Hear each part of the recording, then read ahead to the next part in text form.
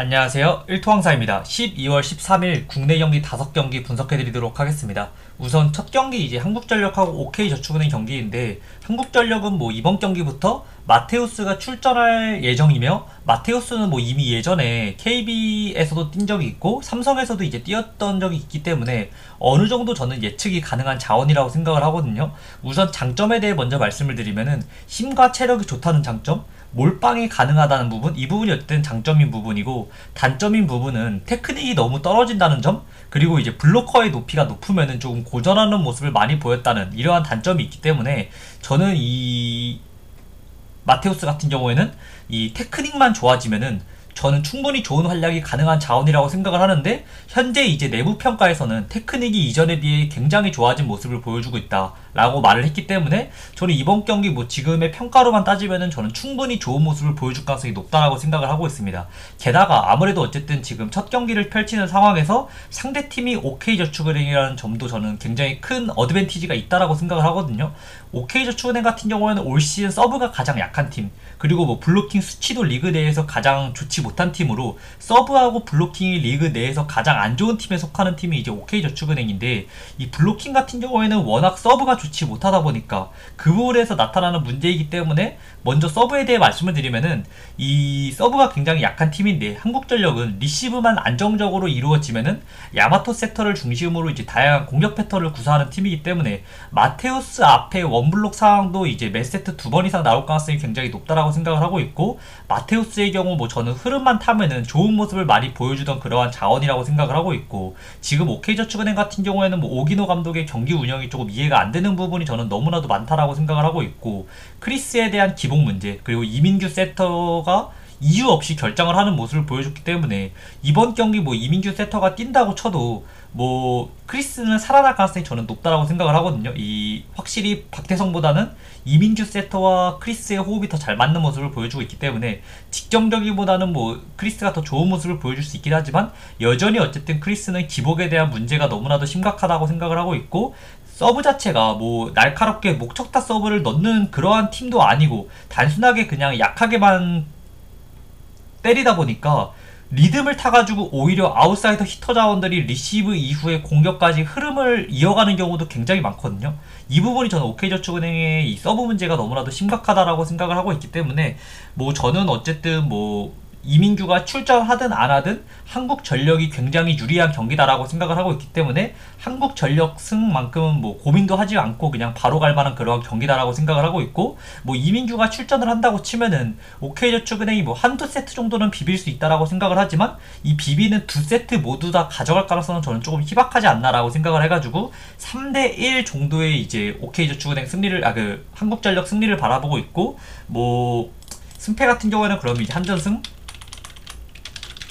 그리고 이제 핸디 같은 경우는 한점 마행, 그리고 이제 언더 오바 같은 경우에는 그래도 저는 오버 쪽으로 보도록 하겠습니다. 그리고 다음 경기는 이제 IBK 기업은행하고 홍국생민 경기인데, IBK는 뭐 최근 이제 강팀들을 만나면서 3연패를 기록 중이고, 직전 경기 이제 현대건설전에서 너무나도 무기력하게 패배를 했다는 점에서 조금 분위기 반전이 필요한 그러한 상태라고 생각을 하는데, 이게 만약에 이소영이 공격을 하게 되면은 분위기 반전이 가능한 그러한 포인트라고 볼 수가 있는데, 이소영의 공격이 어쨌든 3라운드부터 예정이 되어 있었는데, 지금 내용으로만 따지면 사실상 언제 공격이 가능한지 파악이 안 되는 그러한 상태이고, 뭐 제가 생각했을 때는 이전에 어쨌든지 간에 이소영이 전위에서 한번 공격을 때리는 모습을 보여줬었는데, 그때 이제 전위에서 스윙 한번 하고 나서 바로 어깨를 만지는 모습을 많이 보여줬거든요. 그렇다 보니까 아직 어깨의 상태가 정상적인 그러한 상태가 아니라는 점에서, 뭐 이번 경기부터 만약에 전위에서 어느 정도 공격 가담을 한다고 해도 좋은 모습을 보여줄지에 대한 의문, 그리고 제가 봤을 때는 아직은 이제 전위로 공격을 가담하기에는 아직 컨디션이 제대로 올라오지 않았다라고 판단을 하기 때문에, 분위기에 전환할 수 있는 그러한 포인트가 저는 없다라고 생각을 하고 있습니다. 그렇기 때문에 뭐 직전 경기 맞대결을 좀 살펴볼 필요가 있는데, 풀세트 접전 끝에 패배를 했다는 부분이 어쨌든 또 기업은행 측에서 희망을 벌어볼 수 있는 부분인데, 이게 어쨌든 김호철 감독이 직전 경기에서 뭐 목적타 서브가 잘 이루어졌다는 부분, 그리고 그날의 아본단자 감독이 선발로 이제 정윤주 대신에 김다은을 투입한 게 초반 1, 2세트에 이 IBK 기업은행이 기선제압을 할 수 있었던 가장 큰 원인이었다고 생각을 하거든요. 이후 3세트부터 2세트부터 정현주가 이제 교체로 출전하긴 했지만 3세트부터 정현주가 스타팅 라인업에 올라왔고 이름을 올라왔고 그 뒤로부터 IBK가 무기력하게 무너지는 모습을 많이 보였고 상대팀이 어쨌든 정현주를 막지 못하는 모습, 김연경도 아예 제어가 안 되는 모습을 보였다는 점에서 이번 경기 뭐 저는 흥국생명이 확실히 유리한 경기, 그리고 특히 지금 상황에서 어쨌든지 간에 이 육서영이 후위로 간 상황에서는 상대 미들 블로커들이 상대 토스를 보고 나서 블로커 위치를 옮기는 리딩 블로킹을 하고 있는 게 아니라 그냥 대놓고 빅토리아 앞에 투블록이 그냥 버티고 있는 모습을 굉장히 많이 보여줬었거든요. 그렇기 때문에 결국에는 육서영이 후위에 있을 때 사이드아웃이 잘 안되는 그런 IBK 모습을 저는 볼 수 있다라고 생각을 하고 있고, 그렇기 때문에 이러한 상태에서는 결국 IBK 승리를 볼 수가 없는 그런 경기다라고 생각을 하고 있고, 황민경 자리에 만약에 이소영이 들어와서 빅토리아의 공격 부담을 덜어주는 것, 이것 말고는 저는 답이 없다라고 생각을 하고 있고, 지금 상황으로서는 저는 이소영의 공격이 조금 쉽지 않다고 판단을 하고 있기 때문에 뭐 흥국생명의 3대1 승리를 예상하고 있고, 뭐 흥국생명 승, 그리고 이제 흥국 마헨, 그리고 언더 오버는 그래도 조금 오버 쪽으로 보도록 하겠습니다. 윗경기보다는 이 경기가 저는 좀 더 이제 마헨 쪽으로 접근하는 게 더 나아 보이고, 윗경기는 솔직히 마헨도 좋아 보이고 오버도 좋아 보이는데 그래도 안전하게 갈 거면 확실하게 그냥 일반승 쪽으로 접근하는 게 좋아 보이지 않을까라고 생각을 합니다. 그리고 다음 경기는 이제 정관장하고 LG 경기인데, 뭐 정관장은 최근 두 경기에서 조금 흐름이 좋던 모비스를 잡아냈고, 직전 경기에서는 이제 최약체인 삼성에게 패하는 이해할 수 없는 좀 경기 결과를 가져왔는데, 현재 제가 생각했을 땐 정관장은 리그 내에서 3점 기복이 가장 심한 팀이라고 생각을 하고 있고, A매치 브레이크 이후에 3점 기복이 너무나도 눈에 띄는 수치로 자리 잡을 그러한 팀이고, 3점이 잘 들어가면 강팀도 잡을 수 있는 그러한 전력이지만 3점이 안 들어가면 약팀에게도 줄 수 있다는 이러한 토끼비 성향을 좀 보여주고 있다는 점이 가장 큰 문제인데, 어쨌든 이러한 3점 슛에 대해서는 그날 컨디션의 영향을 너무나도 많이 받기 때문에 예측이 조금 어렵다라고 생각을 하면은 다른 부분에 대해서 예측을 해야 되는데, 지금 정관장은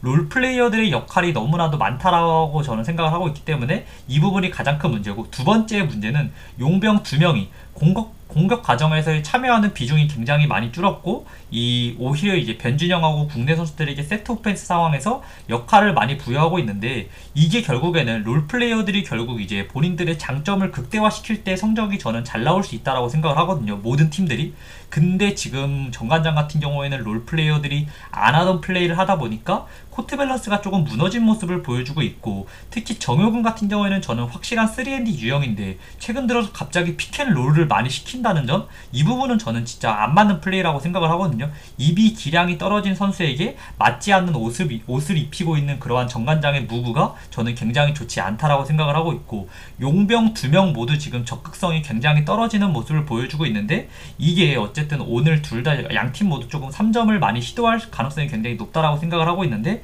적극성이 떨어지는 용병 2명, 근데 상대팀의 리바운더가 마레이다? 이러면 결국 두 팀은 결국에는 리바운드 과정에서의 차이가 굉장히 많이 날 수 있다. 결국 이 리바운드 차이로 인해서 정관장이 패배할 가능성이 저는 높다라고 생각을 하고 있고, 문제는 LG가 워낙 이제 원정에서 조금 선수들이 집중력이 떨어지는 모습을 많이 보여주고 있고, 홈에서만큼은 뭐 디플렉션이나 스틸을 많이 가져가주면서 이제 좀 공에 대한 집중력 있는 모습을 많이 보여주고 있는 LG인데, 원정에서만큼은 리바운드도 딸리고 스틸 같은 경우에는 진짜 4개 이상 차이 날 정도로 굉장히 큰 수치의 차이를 보여주고 있거든요. 그렇다 보니까 이 원정의 경기력도, LG의 원정 경기력도 조금 믿지 못하는 그러한 상태인데, 그래도 어쨌든지 간에 마레이가 코트 내에 있을 때에는 골밑을 확실하게 지배할 수 있는 팀이 LG이고, 멀로가 어쨌든 기량이 많이 떨어진 그러한 상태이긴 하지만 마이클 영보다는 뭐 저는 확실하게 우위에 있다라고 판단이 되기 때문에 용병 싸움에서 LG가 확실하게 앞선다는 그러한 경기로, 저는 뭐 이번 경기 뭐 직전 경기 워낙 이제 정관장이 좀 처참한 경기력을 보여줬다는 점을 감까지 하면은 뭐 LG 승, 그리고 이제 스모페 같은 경우는 그래도 조금 접전으로 가지 않을까? 라고 생각을 해가지고 스모페는 무, 그리고 이제 언더 오버 같은 경우에는 오버를 추천드리도록 하겠습니다. 그리고 다음 경기는 이제 소노하고 삼성 경기인데, 9위와 10위 간의 매치업으로 오늘 삼성이 이기면 순위가 바뀔 수 있는 그러한 경기이기 때문에 두 팀 모두 동기부여가 확실한 경기라고 생각을 하고 있고, 최근 소노는 뭐 9연패를 기록 중인데 그래도 어쨌든 분위기의 반전 포인트로 이정현이 복귀한다는 점, 그리고 삼성의 앞선 수비가 굉장히 약하다는 점, 모비스하고 삼성은 가장 큰 약점이 앞선 수비가 약하다는 점이거든요. 이 부분을 감안을 했을 때 이 소노의 이정현하고 이재도가 날뛸 가능성이 굉장히 높다라고 저는 생각을 하고 있고, 최근 삼성은 이원석이 폼이 굉장히 좋은데 지금 소노의 라인업을 보면은 이원석을 매치업으로 시킬 자원이 좀 마땅하지 않다는 부분, 그나마 이제 제가 봤을 때는 뭐 정희재를 조금 매치업 시키지 않을까라고 생각을 하는데, 정희재는 뭐 수비가 좋은 자원은 저는 아니라고 생각을 하고 있기 때문에 이원석을 결국 막기 어렵다. 그렇기 때문에 뭐 이원석이 쉽게 득점을 가능하긴 하겠지만은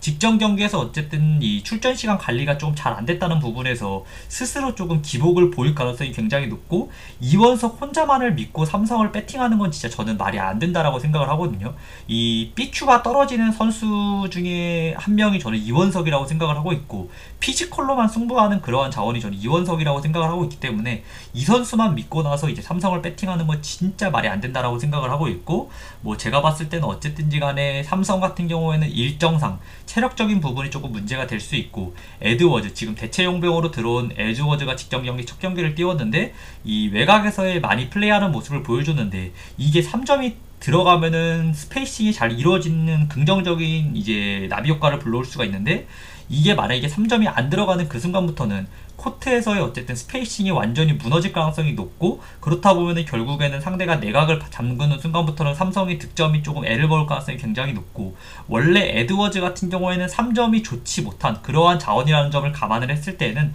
저는 소노가 확실히 유리한 경기다라고 생각을 해가지고, 뭐 소노 승, 그리고 이제 스모페까지도 소노가 이제 조금 유리한 그런 경기긴 하지만, 저는 어쨌든 스모펜 좀 패스 쪽으로 보고 있고 그냥 뭐 마엔송 쪽으로 접근하는 게 더 나아 보인다 라고 말씀을 드리고, 언호바는 그래도 오버 쪽으로 양팀 에이스를 조금 막기 어렵다라고 판단을 하기 때문에 오버 쪽으로 보도록 하겠습니다. 그리고 다음 경기는 이제 KB스타즈하고 우리은행 경기인데, 2연패를 기록 중인 KB스타즈 그리고 2연승을 기록 중인 우리은행인데, 두 팀의 최근 경기 내용을 뜯어보면은 가장 큰 차이는 저는 수비력이라고 생각을 하거든요. 제가 최근에 계속 KB스타즈 경기를 말씀드릴 때 말씀드린 부분이, 이 수비가 너무나도 심각하다. 상대에게 너무나도 쉬운 레이업 득점을 많이 내주고 있는 모습을 보여주고 있고, 직전 경기에서는 그래도 어느 정도 이제 골밑을 잘 잠그는 모습을 보여주는데, 가장 큰 문제는 외곽 수비가 아예 안 되는 모습을 보여주면서 결국에는 지금 내각을 막으면은 외곽 수비가 아예 안 되는 모습을 보여주다 보니까 내 외곽 모두 수비가 잘 안 되는 모습을 보여주고 있는 그러한 결론을 도출할 수가 있고, 그에 반해서 우리은행 같은 경우에는 리그에서 수비가 가장 좋은 세 팀 중 한 팀에 속하고, 뭐 삼성생명, 그 다음에 BNK썸, 그리고 우리은행, 이 세 팀이 저는 리그 내에서 수비가 가장 좋은 팀이라고 생각을 하거든요. 그렇다 보니까 양 팀이 어쨌든지 간에 수비에서의 차이가 굉장히 많이 나는 그러한 경기고, 직전 경기를 제외하면은 우리은행 같은 경우에는 롤플레이어들의 활약도 초반에 비해 굉장히 많이 올라온 그런 상태고, 직전 경기와 같이 저점의 경기력을 보여준 경기였음에도 불구하고 수비로 인해서 어쨌든 승리를 가져가는 모습, 공격이 굉장히 안 풀리는 상황에서도 위성호 감독이 어쨌든 타임아웃 이후의 공격에서 세트 오펜스 세팅이 완벽하게 이루어졌다는 점을 감안을 하면은 우리은행이 진짜 너무나도 유리한 경기다라고 생각을 하고 있어가지고, 뭐 우리은행 승, 그리고 이제 뭐 스고페까지도 저는 우리은행 승 볼 수 있는 경기다라고 생각을 해가지고, 스고페도 우리은행 승, 그리고 이제 우리은행 마엔, 그리고 언더 오바 같은 경우에는 언더를 추천드리도록 하겠습니다. 네, 오늘도 봐주셔서 너무 감사드리고 구독과 좋아요도 부탁드리겠습니다. 감사합니다.